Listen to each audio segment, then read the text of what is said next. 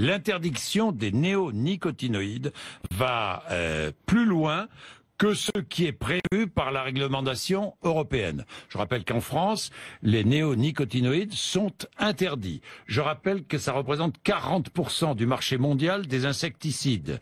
Le gouvernement est-il décidé à abroger toutes les dispositions nationales qui excèdent les normes européennes?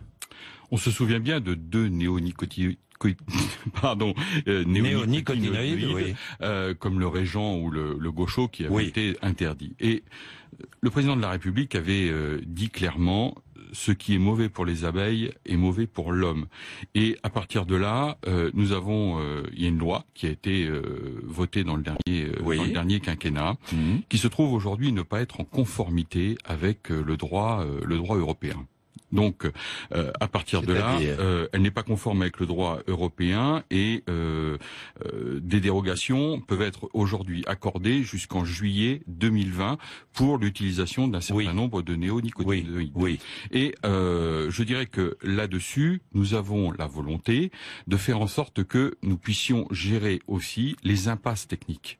Parce que nous avons un certain nombre de produits aujourd'hui qui sont utilisés, qui ont été estimés dangereux et qui sont au fur et à mesure retirés du marché. Mais d'autres produits où nous avons des impasses techniques qui n'ont pas de substitution, qui ne connaissent pas de produits de substitution, nous devons pouvoir autoriser des dérogations pour leur permettre l'utilisation afin que nos producteurs puissent continuer à travailler dans de bonnes conditions.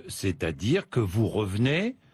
Est-ce que vous revenez sur le texte voté il y a un an? Non, nous ne revenons pas dessus, mais comme il n'est pas conforme au droit européen, il va falloir... Vous vous alignez sur le droit européen, vous alignez la France sur le droit européen. Il va falloir regarder avec nos partenaires européens pour faire en sorte que ce texte rentre dans le cadre européen et que nous puissions mettre en place un régime de dérogation sur un certain nombre de produits qui sont dans ce que l'on appelle les impasses techniques et pour que l'on puisse les utiliser.